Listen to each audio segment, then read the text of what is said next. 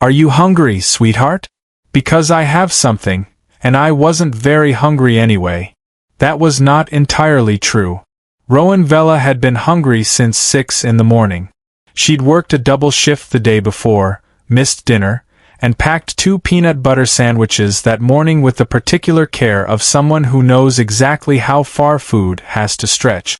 But the little girl in the wheelchair was crying, not loudly, not dramatically, just sitting in the corridor outside the hospital pediatric wing with tears running silently down her face, and that kind of crying, the quiet kind, always broke Rowan faster than anything loud ever could.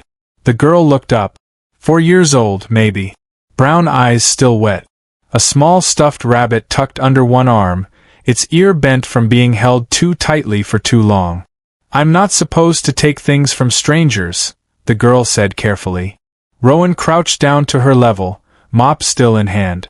"That's a very smart rule. Your parents taught you well." "My daddy did.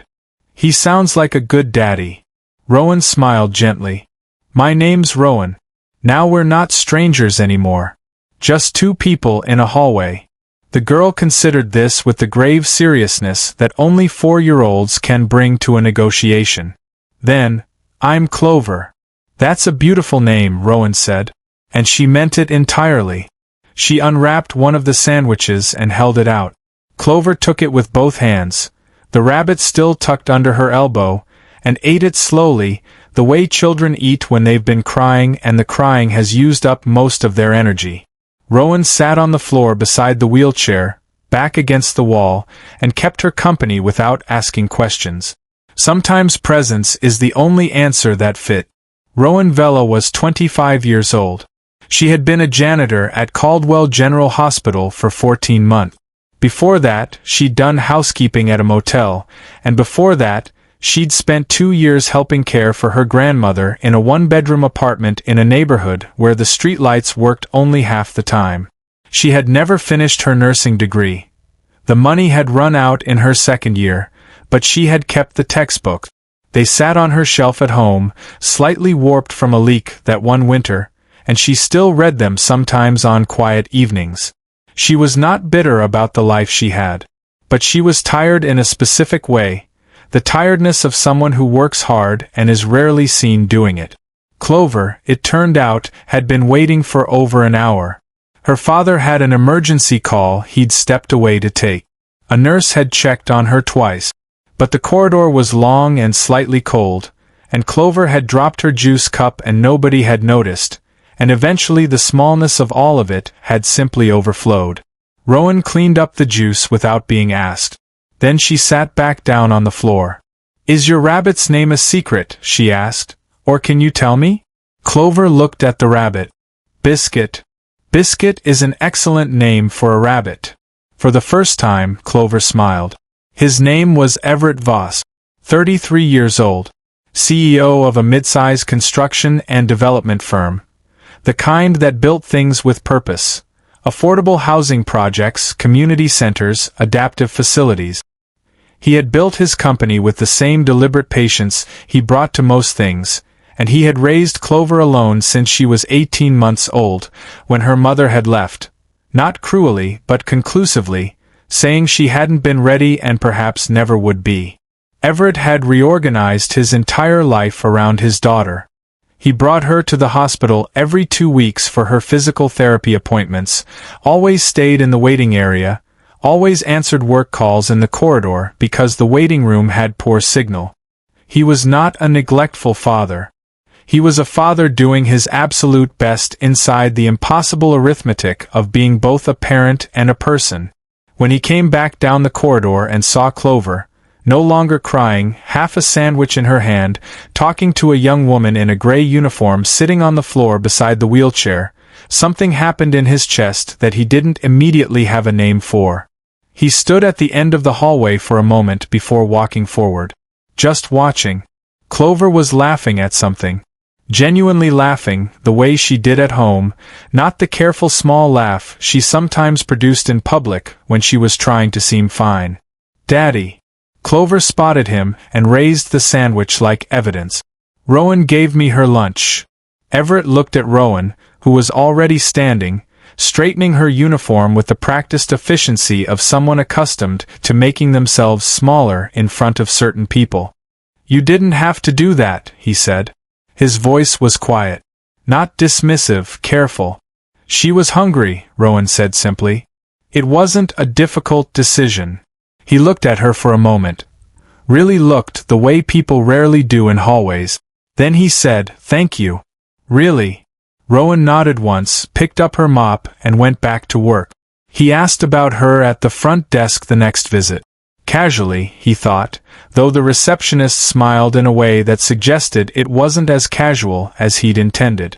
He learned her name, her shift schedule, that she was known, apparently, for fixing things that weren't technically her job: a stuck drawer at the nurse's station, a wobbly chair in the waiting room, a child's dropped toy retrieved from under a vending machine at least 4 separate times.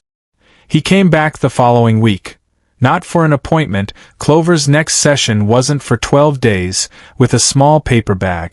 Inside, 2 peanut butter sandwiches, a juice box, and a note that said only, "For the record, these are yours, Evie." Rowan found the bag at the end of her shift, left at the janitor's closet with her name written on the front in clear, even handwriting. She stood in the corridor and read the note twice. Then she folded it carefully and put it in her pocket. She didn't know what to make of it.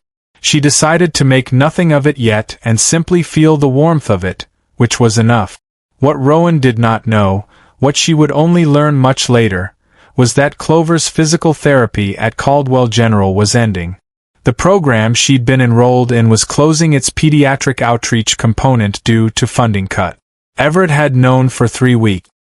He had been quietly, methodically working on a solution, not just for Clover, but for the other 12 children in the program who had nowhere else to go. He proposed a facility. Not a large one. A converted ground floor space in one of his existing buildings, redesigned as a fully accessible pediatric therapy and support center. He funded it personally, not through the company, not as a tax strategy, just directly because it needed to exist and he had the means to make it exist. He hired 3 therapists, an adaptive play coordinator, and a part-time nurse. He also quietly ensured the building had a facilities team with full benefits, proper hours, and wages that reflected the actual value of the work. He thought about Rowan when he wrote that last clause. He didn't say so to anyone, but he thought about it. The center opened on a Tuesday in early spring. Clover's appointment was the 3rd one scheduled. She came in wearing a yellow coat, biscuit tucked under her arm, and stopped just inside the entrance where the floors were smooth and wide and the light came in from windows that had been placed low enough for children in wheelchairs to see the garden outside. "Daddy," she said. "It's pretty." "Yeah," Everett said softly. "It is." Rowan was there, not because she'd been invited, but because she'd seen the small notice in the hospital newsletter and recognized the address. She stood near the back of the small gathering, still in her work jacket, uncertain whether she belonged. Clover saw her first. "Rowan." She said it the way children say names they've been keeping safe, like she'd been holding it for the right moment. Rowan walked forward and crouched down. "Hi, Clover. You look wonderful." "I told Daddy about you," Clover said, matter of fact. "Every day." Rowan glanced up.